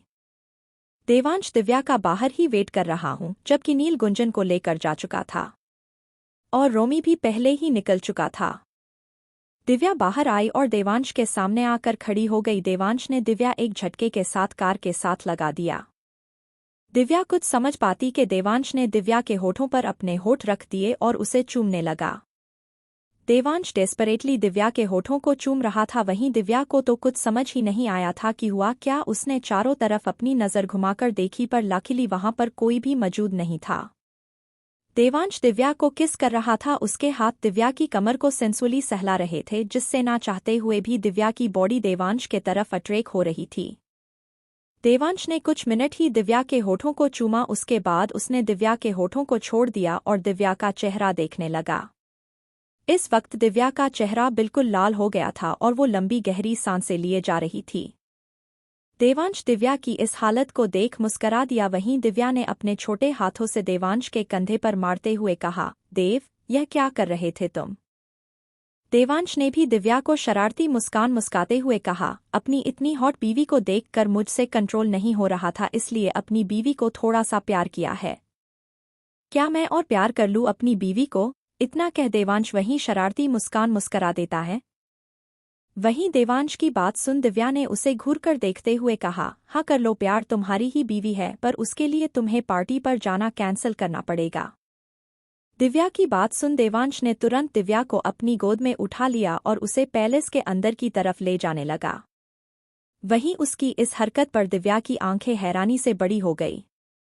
देवांश दिव्या को अपनी गोद में उठाकर पैलेस के अंदर की तरफ जाने लगता है तो दिव्या उसे हैरानी से देखते हुए कहती है, देवांश प्लीज मुझे नीचे उतारो, मुझे पार्टी में जाना है, मैं काफी दिनों से बाहर नहीं गई हूँ, प्लीज अभी पार्टी में चलो ना।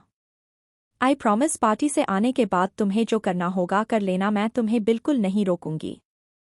देवांश दिव्या की बात सुनकर रुक जाता है और डेविल स्माइल करते हुए दिव्या को देखता है, जैसे जो वो चाहता था वो दिव्या ने उसे कह दिया हो।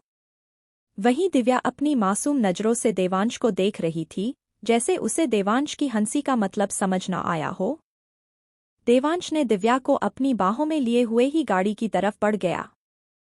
देवांश दिव्या को लिए हुए ही गाड़ी में बैठा। वहीं देवांश के बैठते ही ड्राइवर, जो कि कब से दूसरी तरफ मुंह किए खड़ा हुआ था, उसने गाड़ी में बैठकर गाड़ी स्टार्ट कर दी। कुछ ही देर में दिव्या और देवांश दोनों पार्टी हॉल में पहुंचे। यह एक बहुत बड़ा रिजॉर्ट टाइप था जहां पर मिस्टर सभरवाल ने एक पार्टी ऑर्गेनाइज की थी, जिसमें उन्होंने हर छोटे बड़े बिजनेसमैन को बुलाया था। यह एक बिजनेस पार्टी नहीं थी, बल्कि मिस्टर सभरवाल ने कुछ जरूरी अनाउंसमेंट करने और अपनी बेटी रिबिका सभरवाल से सबको मिलाने के लिए यह पार्टी रखी थी। कुछ ही देर में दिव्या और देवांश पार्टी हॉल में पहुंचे। देवांश दिव्या को एक टेबल की तरफ लेकर गया और उसने दिव्या को वहां पर बिठा, खुद भी वहीं बैठ गया। सब लोग एंजॉय कर रहे थे। वहीं गुंजन और नील भी एक जगह टेबल पर बैठे हुए थे और नील गुंजन के लिए फ्रूट सलाद की प्लेट लेकर आया था।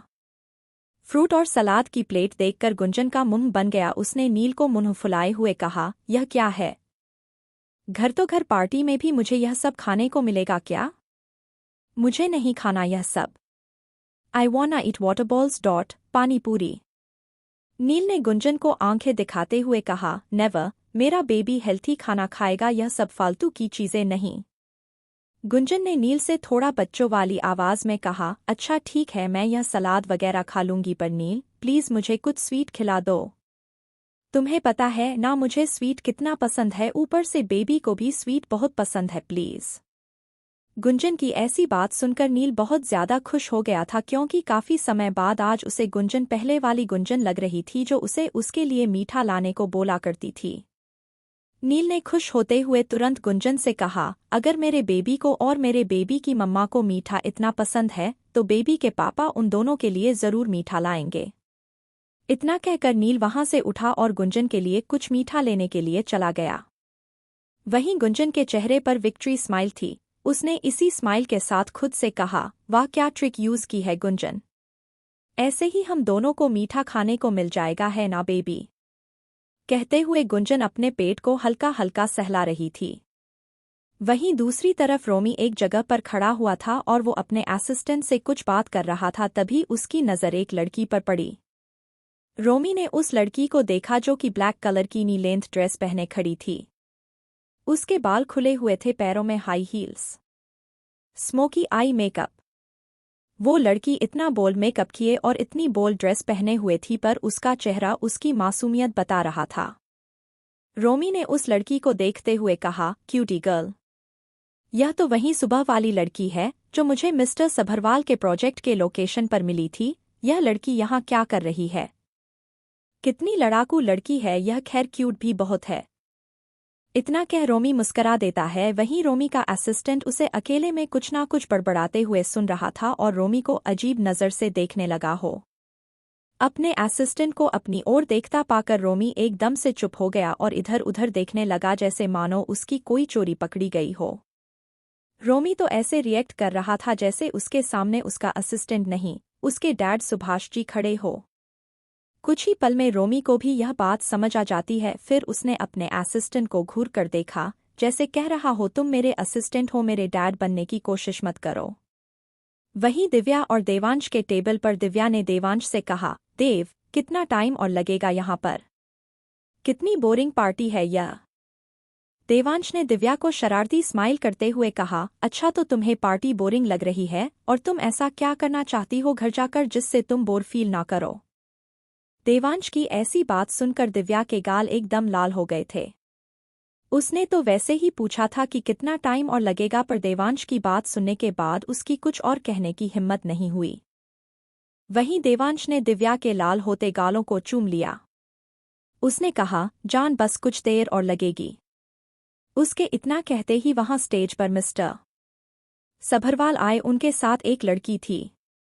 मिस्टर सभरवाल के हाथ में माइक था। उन्होंने माइक अपने मुंह के पास करते हुए कहा, good evening to all of you and thank you all for come here.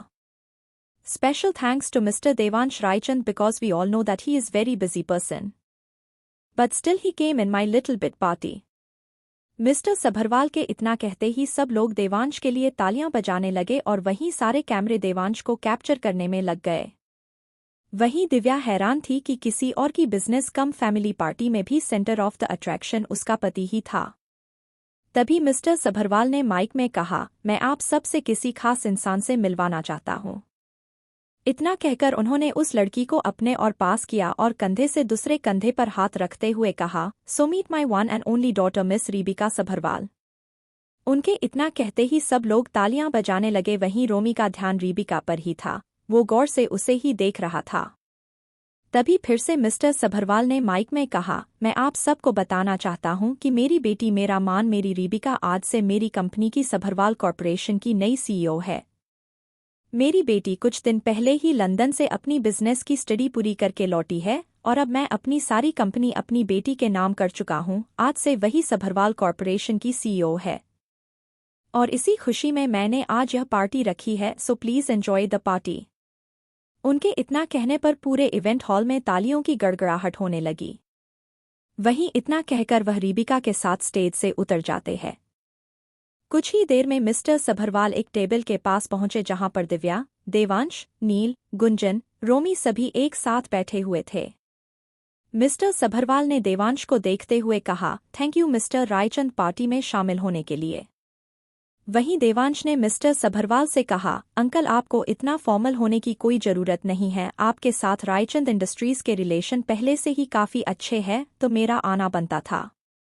Mister Sabharwal Devansh के इस जवाब से काफी खुश हो गए थे कि इतना बड़ा बिजनेसमैन होने के बाद भी देवांश उन्हें कितनी इज्जत दे रहा था। वहीं देवांश ने मिस्टर सभरवाल के हाव भाव को पढ़ते हुए कहा, सही सोच रहे हैं आप, पर मैं अपने दुश्मनों के लिए बुरा हूं, अपने परिवार और घर के लोगों के लिए मेरे दिल में आज भी उतनी ही रिस्पेक्ट है। मुझे याद है जब आप मेरे डैड से मिलने के लिए हमारे घर आया करते थे और आपकी लाई हुई चॉकलेट तो मैं कभी भुला ही नहीं।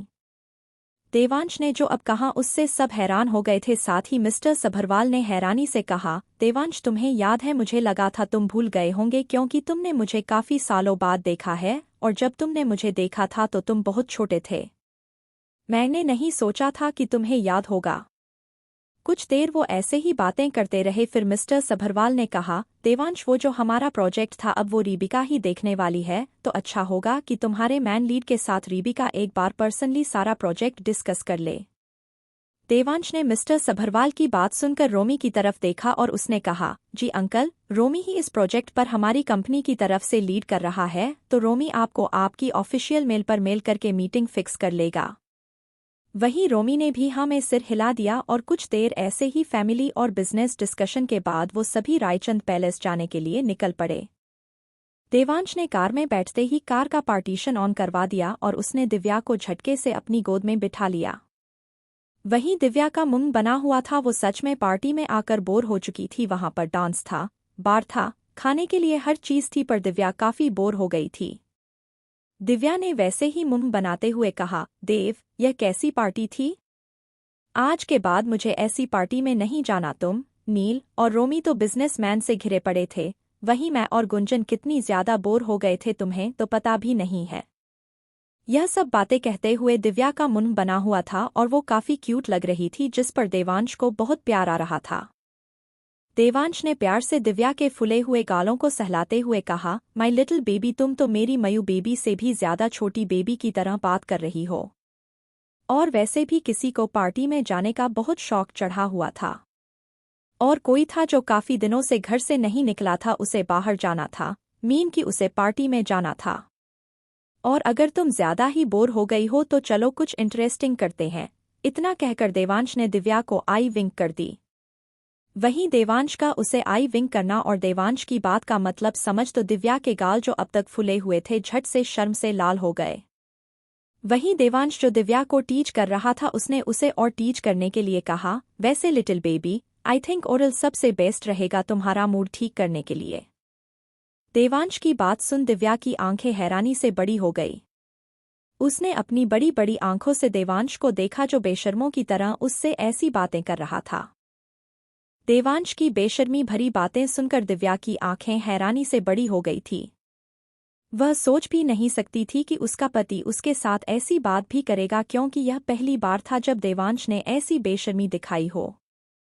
वही आगे बैठा ड्राइवर भी जो कि खुद रोहित था, दिव्या और देवांश की बातें सुन रहा था।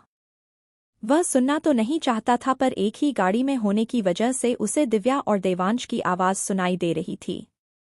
रोहित ने भी हैरानी से अपनी आंखें बड़ी कर ली और उसने अपने मन में कहा कि क्या यह उसका वही बॉस है जो उन सब पर हमेशा बरसता रहता है और अपनी बीवी के सामने कैसे बेशर्मों की तरह बात कर रहा है। रोहित और कुछ सोचता कि तभी उसे दिव्या की हल्की चीख सुनाई दी। इसी के साथ रोहित की आंखें और बड़ी हो गई। वो सोचना भी नहीं चाहता था कि बैक सीट पर क्या हो रहा होगा। उसने तुरंत अपने ईयरफोन निकाले और कान में ईयरफोन लगा लिए और गाड़ी ड्राइव करने पर ध्यान देने लगा। वही दिव्या की चीख निकल गई थी क्योंकि देवांश ने उसके कान को अपने दांत से काट लिया था। वही दिव्या देवांश को हैरानी से देख रही थी कि अब उसने क्या किया कि देवांश ने उसे काट लिया। वही देवांश ने दिव्या के ऊपर झुकते हुए कहा, तुम अपने वादे से मुकर रही हो लिटिल बेबी। तुमने पार्टी में जाने से पहले बोला था कि मैं पार्टी से लौटने के बाद तुम्हारे साथ कुछ भी करूंगा तो तुम मुझे रोकोगी नहीं, पर अब तुम्हारा रिएक्शन मुझे रोक रहा है। तभी दिव्या ने अपनी नजरें झुकाते हुए कहा, मैंने आपको कब मना किया, पर आप ऐसी बेशर्मों जैसी बातें करोगे तो मेरा रिएक्शन तो ऐसा ही होगा ना।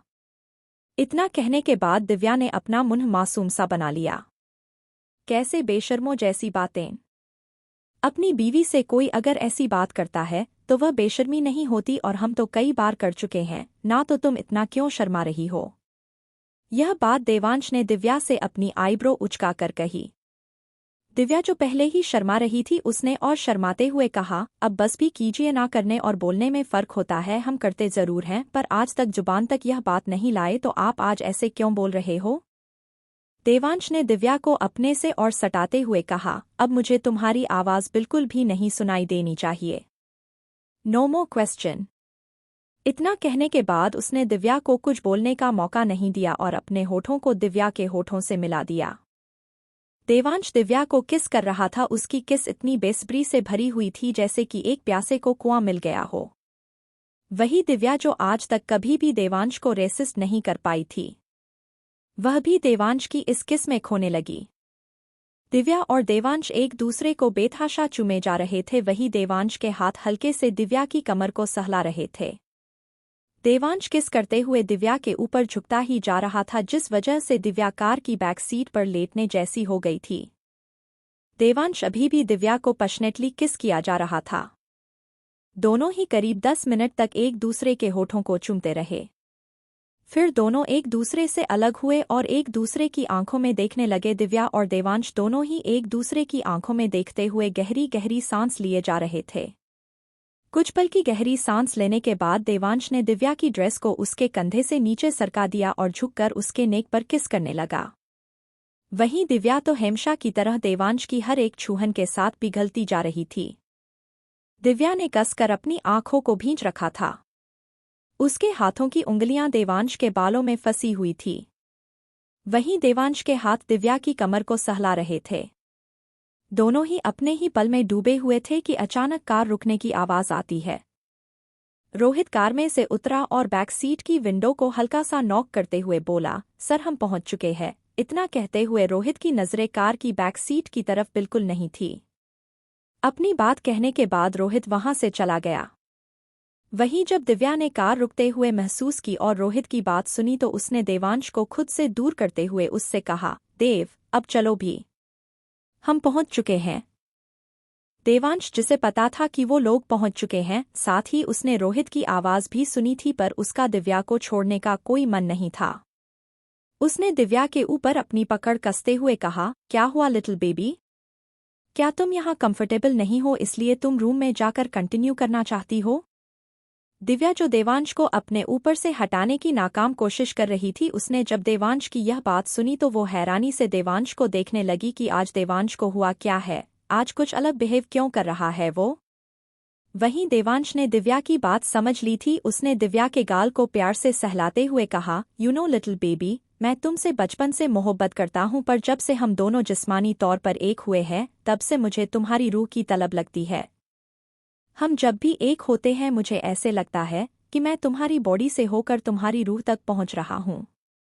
और सच कहूं तो तुमने मुझ पर ना जाने क्या जादू किया है कि मैं तुम्हारे बिना रह ही नहीं पाता। तुम्हें पता है, जब मायू हमारी जिंदगी में आने वाली थी, जब हमारे प्यार की निशानी हमारी मायरा हमारी जिंदगी में आने वाली थी, तब मैं तुमसे कैसे दूर रहा था। मेरा मन नहीं करता था कि मैं तुमसे 1 इंच की भी दूरी रखूं। पर हमारी बेटी के लिए मैं तुम्हारे पास नहीं आया, पर अब मैं तुमसे दूर नहीं होना चाहता। देवांश के इतना सब कहने के वक्त दिव्या उसका चेहरा ही देख रही थी और दिव्या को देवांश के चेहरे पर उसे पाने की वही खुमारी छाई हुई थी जो कि उसने पहली बार महसूस की थी। दिव्या ने देवांश के चेहरे को अपने हाथों में थामते हुए कहा, देव सच कहूं तो जैसा आप महसूस करते हैं वैसा ही मैं भी महसूस करती हूं। मैं खुद आपसे दूर नहीं रहना चाहती। इतना कह दिव्या ने देवांश के माथे को अपने लबों से छू लिया। फिर तभी ही उसने शर्म से अपनी नजरें फिर से झुका ली। उसकी इस हरकत पर देवांश ने मुस्कुराते हुए अपना सिरना में हिला दिया जैसे कह रहा हो कि यह नहीं सुधर सकती। देवांश ने कुछ पल दिव्या के चेहरे को देखा, फिर वह तुरंत दिव्या के ऊपर से उठा और कार से उतर गया। फिर देवांश ने झुककर दिव्या को अपनी गोद में उठाया और उसे अपनी बाहों में लिए ही पैलेस के अंदर की तरफ जाने लगा। वहीं गुंजन और नील अपने रूम में पहुंच चुके थे और दोनों ने ही अपने कपड़े चेंज कर लिए थे। गुंजन बेड पर लेट चुकी थी, वहीं नील बेड के सामने लगे सोफे पर लेटा हुआ था। गुंजन और नील की शादी भले ही हो चुकी थी पर उन दोनों के बीच हैप्पी कपल जैसा कुछ भी नहीं था। नील गुंजन से प्यार करता था और इसी बात से अनजान गुंजन को यह लगता था कि यह सिर्फ एक समझौते की शादी है, नील उसके साथ सिर्फ सिमोपैथी की वजह से है। दोनों की ही सोच इस वक्त अलग अलग थी। इसी सोच के साथ दोनों ने अपनी आंखें बंद कर ली और सो गए। वहीं दिव्या और देवांश के रूम में। दिव्या देवांश के सामने खड़ी थी और उसे अपनी बड़ी बड़ी आंखों से देख रही थी, साथ ही हैरानी से उसका मुंह खुल गया था। देवांश दिव्या को अपने रूम में बने बाथरूम में लेकर आया था। उसने दिव्या को वही शावर के नीचे खड़ा किया और उसे देखने लगा। दिव्या की आंखें बड़ी बड़ी हो गई थी कि देवांश उसे इस वक्त बाथरूम में लेकर क्यों आया है। वही देवांश ने दिव्या की कोई बात सुने बिना ही उसके होठों पर टूट पड़ा। देवांश ने दिव्या को वही दीवार के साथ पिन किया और उसके ऊपर झुककर उसके होठों को चूमने लगा। वही दिव्या भी देवांश का साथ दे रही थी। कुछ देर तक एक दूसरे को किस करने के बाद देवांश ने दिव्या के होठों को छोड़ा और उसकी नेक पर किस करने लगा। देवांश के होठ दिव्या की नेक पर अपनी हरकत कर रहे थे और वही दिव्या यह महसूस कर अपनी सांसों को काबू नहीं कर पा रही थी। इस वक्त उसकी सांस चढ़ी हुई लग रही थी। इस वक्त उसका दिल जोरों से धड़क रहा था और वह अपनी सांसों को नॉर्मल करने की नाकाम कोशिश कर रही थी, क्योंकि देवांश की हर हरकत उसे बेकाबू कर रही थी। दिव्या गहरी गहरी सांसें लिए जा रही थी और उसके हाथ की उंगलियां देवांश के बालों को सहला रही थी। वही देवांश दिव्या की नेक पर किस करते हुए उसे बाइट भी किए जा रहा था। देवांश इस वक्त बहुत वाइल्डली दिव्या की नेक को खा रहा था। उसके होठ, उसके दांत दिव्या की नेक पर गड़े जा रहे थे। देवांश अपने हाथ दिव्या की बैक पर लेकर गया। उसने एक झटके से दिव्या की ड्रेस की जिप खोल दी। दिव्या जो देवांश में को रही थी, उसने जब महसूस किया कि उसकी ड्रेस उसके बदन से सरक कर थोड़ा नीचे जा चुकी है, तो दिव्या के गाल शर्म से लाल होने लगे। यह पहली बार नहीं था कि वह दोनों एक हो रहे थे, पर दिव्या हर बार जब भी वह दोनों एक होते थे, ऐसे ही प्रिटेंड करती थी कि यह उनकी फर्स्ट नाइट है। देवांश ने दिव्या की गर्दन, उसकी कॉलर बोन, उसकी क्लीवेज हर जगह किस के साथ बाइट किए जा रहा था। साथ ही उसके हाथ दिव्या की पूरी अपर बॉडी पर अपनी हरकत कर रहे थे। देवांश अपना कंट्रोल खोता ही जा रहा था और अब उसने दिव्या की ड्रेस को एक झटके में खींचकर उसके बदन से अलग कर दिया। दिव्या की तो मानो सांस ही अटक गई थी। वह देवांश के सामने अपने आप को बेलिबास महसूस कर सकती थी। देवांश ने दिव्या को छोड़कर उससे दूर होकर कुछ पल उसे निहारा और फिर उसने दिव्या को उठाकर वही बने स्लैब पर बिठा दिया। देवांश खुद दिव्या की टांगों के बीच खड़ा हो गया और बेसब्री से अपनी आंखों में खुमारी लिए दिव्या को देखने लगा। देवांश ने दिव्या को कुछ पल देखा। फिर उसने कुछ ही पलों में दिव्या के बाकी रहे कपड़ों को भी उसके बदन से अलग कर दिया। कुछ ही पलों में दिव्या उसके सामने बेलिबास थी। उसके तन बदन पर एक भी कपड़ा नहीं था। देवांश ने दिव्या की टांगों को सेपरेट किया और उसकी टांगों को अपने शोल्डर पर रख लिया। वह दिव्या के लोअर पार्ट को अच्छे से देखने लगा। वहीं दिव्या बस शर्माए जा रही थी। उसने अपने आप को ढकने की कोशिश की। दिव्या अपने आप को ढकने की कोशिश कर रही थी कि देवांश उसे ना देखे। तभी देवांश ने कहा, लिटिल बेबी, मुझसे क्या छुपाना चाहती हो तुम? मैं तो कई बार तुम्हें ऐसे देख चुका हूं और मैंने तो तुम्हें हर जगह छुआ भी है। वहीं देवांश की बात सुन दिव्या शर्म से पानी पानी हुए जा रही थी। कुछ पल दिव्या को देखने के बाद देवांश ने अपने होंठ दिव्या के सॉफ्ट पार्ट पर रख दिए। इस चीज को महसूस कर दिव्या की सांस उखड़ने लगी और वह मचलने जैसी हो गई। देवांश के होंठ दिव्या की सॉफ्टनेस पर अपनी हरकत कर रहे थे, तो दिव्या बिन पानी की मछली की तरह मचल रही थी। कुछ पल बाद दिव्या की बॉडी अकड़ने लगी और उसने देवांश के सिर को अपनी सॉफ्टनेस पर दबाना शुरू कर दिया। कुछ पल बाद देवांश ऊपर की तरफ उठा और वह डेविल स्माइल करते हुए अपने होठों पर अपनी जीभ फिरा रहा था। दिव्या ने जब यह देखा तो वह अपने आप को शर्माने से रोक नहीं पाई। वहीं देवांश अब अपने पीक पॉइंट पर था। उसने अपने कपड़े रिमूव किए और दिव्या को देखते हुए उसके ऊपर झुकने लगा। एक बार फिर से दोनों के होंठ आपस में मिल गए। दोनों के हाथ एक दूसरे की बॉडी पर हरकत करने लगे। इसी के साथ देवांश ने दिव्या के अंदर इंटर किया। देवांश के दिव्या के अंदर इंटर करते ही दिव्या की हल्की निकल गई। दिव्या ने अपनी पकड़ देवांश के बाइसेप्स पर कस दी। देवांश अपनी मूवमेंट बढ़ाए जा रहा था और दिव्या की सिसकियां निकले जा रही थी। वो दोनों एक दूसरे को प्यार करते हुए एक दूसरे में होने लगे थे। दोनों को दुनिया जहान से कोई फर्क नहीं था। दोनों ही अपनी अलग दुनिया में मशरूफ थे। दोनों के प्यार का यह सिलसिला न जाने रात के किस पहर रुका। अगली सुबह रायचंद पैलेस में सब रोज की तरह सुबह डाइनिंग टेबल पर बैठकर नाश्ता कर रहे थे। दादाजी और दादी जी अभी तक नहीं आए थे। तभी रोमी ने अंजलि जी को देखते हुए उनसे कहा, माँ वह मोटी भैंस कब आएगी? आप उससे बात करो ना। जब से उसकी शादी हुई है वह यहाँ आती ही नहीं है। तभी अंजलि जी ने रोमी को जवाब देते हुए कहा, अभी नील और गुंजन की शादी पर ही तो पाखी और सुहान आए थे। पर तुझे तो उसकी हमेशा याद आती रहती है। बचपन से अब तक तुम दोनों चूहा बिल्ली की लड़ते रहते थे। पर जब से उसकी शादी हुई है सबसे ज्यादा तो तुम उसे याद करते हो, और अगर इतनी ही याद आ रही है तो खुद क्यों नहीं उसे फोन कर लेते? तभी सुभाष जी ने कहा, यही तो बहन भाई का रिश्ता है। पहले ये लड़ते रहते थे और अब इनको एक दूसरे की याद आती है। तभी नील ने कहा, वैसे सुहान और पाखी तो अभी एक हफ्ते बाद आएंगे ही, क्योंकि देवांश और दिव्या की एनिवर्सरी जो आ रही है। नील के यह कहते ही सबके होठों पर मुस्कान आ गई थी। सबसे ज्यादा खुशी दिव्या के चेहरे पर चमक रही थी। तभी मायरा की आया वहां पर आई और उसने दिव्या को देखते हुए कहा, मैम वो मायरा बेबी रो रही है, उसको फीड करवानी है।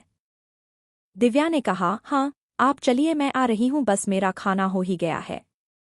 वहीं दूसरी तरफ जयपुर में लाइफ केयर हॉस्पिटल। पाखी और सुहान अभी हॉस्पिटल में थे। वह दोनों पाखी के चेकअप के लिए गायनी के पास आए हुए थे। वह दोनों अभी डॉक्टर के केबिन में बैठे हुए थे, जहां पर डॉक्टर अपनी चेयर पर बैठे हुए पाखी की रिपोर्ट चेक कर रही थी। डॉक्टर ने रिपोर्ट चेक करने बाद कहा, देखिए मिस्टर मल्होत्रा, आपकी वाइफ प्रेग्नेंट हो सकती है, पर शायद कुछ दिक्कत आ रही है इनको कंसीव करने में।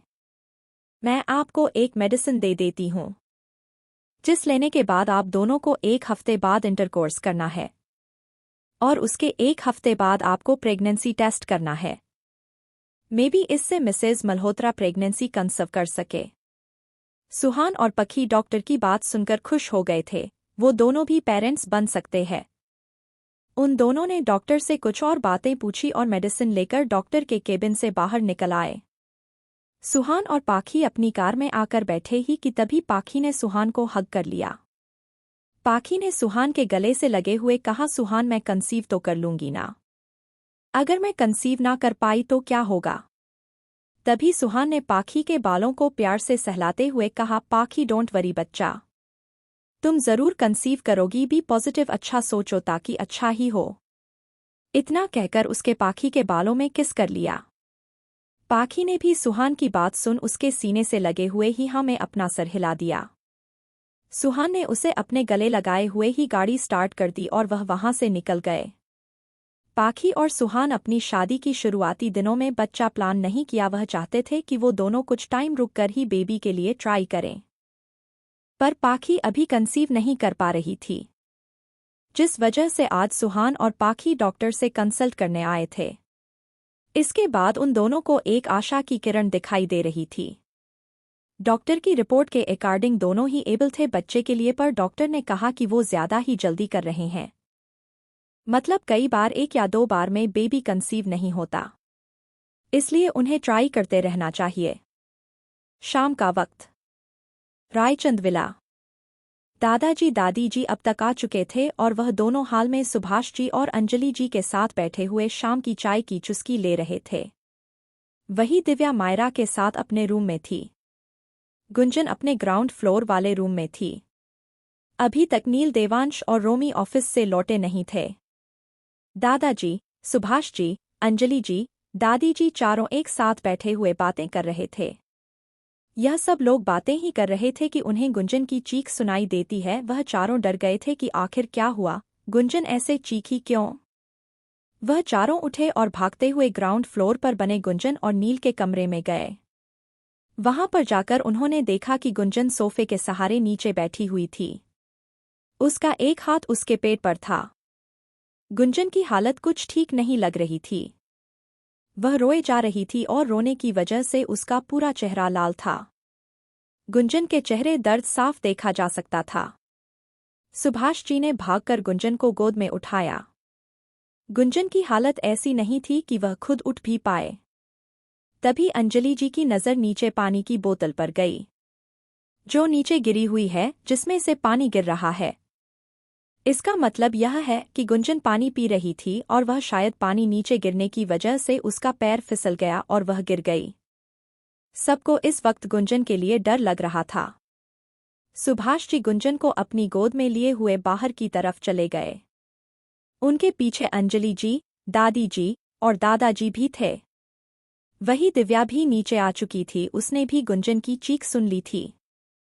दिव्या ने जब सुभाष जी की गोद में गुंजन को देखा जो कि दर्द से तड़प रही थी, गुंजन को देखकर दिव्या की आंखें नम हो गई। दिव्या भागकर कार की तरफ गई। उसने ड्राइवर को जल्दी से कार में बैठने के लिए कहा। फिर वह सभी रायचंद पैलेस से कार में बैठकर हॉस्पिटल जाने के लिए निकल गए। कुछ ही देर में सिटी हॉस्पिटल के बाहर करीब 4 से 5 कार आकर रुकी। उन कार्स में से रायचंद परिवार बाहर आया।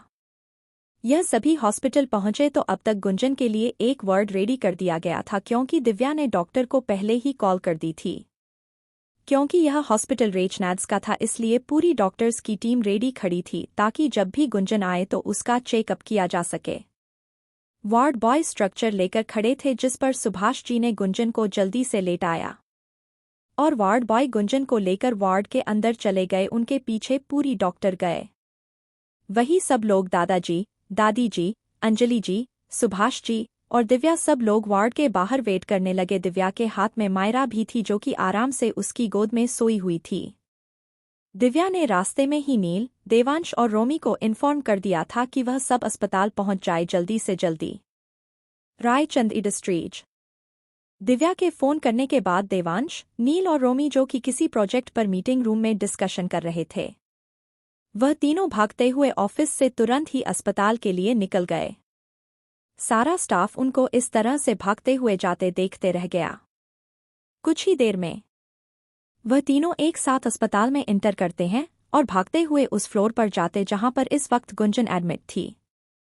वैसे तो अभी बच्चे के आने का पूरा टाइम नहीं हुआ था, पर गुंजन के फिसल कर गिरने की वजह से गुंजन की इमरजेंसी डिलीवरी हो रही थी। अगर ऐसा ना किया जाता तो बेबी और गुंजन दोनों को प्रॉब्लम हो सकती थी।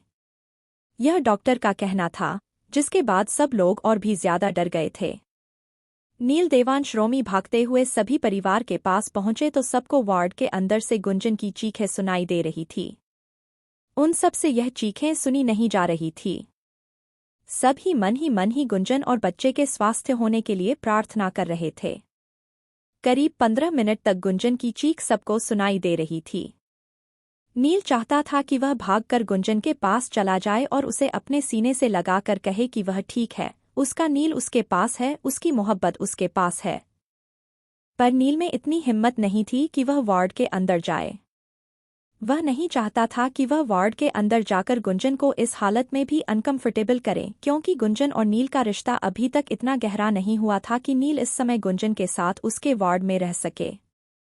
वहीं अंदर डॉक्टर गुंजन को थोड़ा और पुश करने के लिए कह रहे थे, जो कि गुंजन कर नहीं पा रही थी।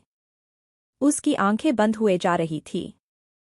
तभी डॉक्टर ने नर्स से कहा, नर्स तुम बाहर जाकर मैम के हस्बैंड को बुलाओ, वही मैम को हैंडल करेंगे। ऐसे तो मैम पुश नहीं कर रही है, अगर वह पुश नहीं करेंगी तो बेबी को प्रॉब्लम हो सकती है। नर्स ने बाहर आकर कहा, सर, मैम के हस्बैंड को डॉक्टर अंदर बुला रहे हैं, क्योंकि मैम पुश नहीं कर पा रही है और वो बेहोश हुए जा रही हैं। प्लीज आप अंदर आकर मैम को होश में रहने के लिए बोलिए। नर्स की बात सुनकर नील के दिल की धड़कन बढ़ गई थी। वो वार्ड के तरफ बढ़ गया। उसने वार्ड में जाकर इधर उधर कहीं भी नजर नहीं मारी। वह सिर्फ गुंजन के पास स्टूल पर बैठे कर उसे कंसोल करने लगा। नील ने गुंजन के माथे को प्यार से चूमते हुए कहा, गुंजन बच्चे, बस थोड़ी देर और। तुमने 9 महीने इतनी तकलीफों के बावजूद भी बेबी को अपने पेट में संभाल कर रखा है, तो बस थोड़ा सा और दर्द सहन कर लो। गुंजन, जो कि आंखें बंद किए आंसू बहा रही थी, जब उसने नील की आवाज सुनी तो उसने अपनी आंखें खोली और अपनी आंसू भरी आंखों से नील को देखने लगी। नील ने कसकर गुंजन का हाथ थामते हुए कहा, गुंजन अभी जो तुम्हें दर्द हो रहा है ना वो एक पल में भाग जाएगा जब हमारा बेबी तुम्हारे हाथ में होगा। तुम हमारे बेबी को हाथ में लेना चाहती हो ना? नील की बात सुनकर गुंजन ने हल्के हाँ में सिर हिला दिया। नील ने कहा, तो फिर प्लीज थोड़ा और पुश करो। और आंखें खोल के रखो, बंद मत करो। गुंजन ने नील की बात सुनकर थोड़ा जोर से पुश किया। गुंजन ने 2-3 बार पुश किया पर फिर उसने एक बार में बहुत जोर से पुश किया। इसी के साथ ही गुंजन की एक जोरदार चीख निकल गई जिसे सुनने के बाद नील ने लाचारी से अपनी आंखें बंद कर ली। पर इसी चीज के साथ उसे एक नन्हे मुन्ने बच्चे की रोने की आवाज सुनाई दी। बच्चे के रोने की आवाज सुनने के बाद नील ने आंखें खोलकर गुंजन के चेहरे को देखा जो कि अब तक बेहोश हो चुकी थी। नील ने एक बार गुंजन के माथे पर किस किया, फिर उसने एक नज़र उधर देखा जहां बेबी था। नर्स बेबी को क्लीन कर रही थी। यह देखने के बाद नील वार्ड से निकलकर बाहर चला गया। वहीं यह बच्चे के रोने की आवाज बाहर भी सबको सुनाई देती है, जिसे सुनने के बाद सबके चेहरे की उदासी और चिंता खत्म हो जाती है। उसकी जगह खुशी की लहर दौड़ जाती है। कुछ देर बाद एक नर्स आई। उसने उन सब से कहा, आप सबको बधाई हो, गुंजन मैम को बेबी बॉय हुआ है, पर अभी डॉक्टर बेबी को एग्जामिन कर रहे हैं। कुछ देर बाद बेबी से आप मिल सकते हैं। तभी अंजलि जी ने नर्स से कहा, गुंजन वो कैसी है? तभी नर्स ने कहा, मैम गुंजन मैम बिल्कुल ठीक है, बस वो अभी के लिए बेहोश है, उन्हें कुछ देर तक होश आ जाएगा। इतना कहकर नर्स वहां से चली गई। सब लोग नर्स की बात सुनकर खुश हो गए थे और भगवान का हाथ जोड़कर शुक्रिया अदा कर रहे थे कि गुंजन और बेबी दोनों ठीक है। सबसे ज्यादा खुशी नील के चेहरे पर चमक रही थी, जो कि सारा परिवार भी देख सकता था। दिव्या ने मायरा को देखते हुए कहा, सुना आपने मायू बेबी? आपका एक छोटा भाई आ गया है, क्या आप उसके साथ खेलोगे? क्या आप उसका ख्याल रखोगे? वो आपका छोटा भाई है। दिव्या की ऐसी प्यार भरी बात सुनकर मायरा भी मुस्कुरा रही थी और वह दिव्या की गोद में अपने हाथ पैर मारकर मचल रही थी। वही सब लोग मायरा और दिव्या को देखकर खुश हो गए थे कि अब उनके घर में एक नन्हा मुन्ना मेहमान और आ चुका है।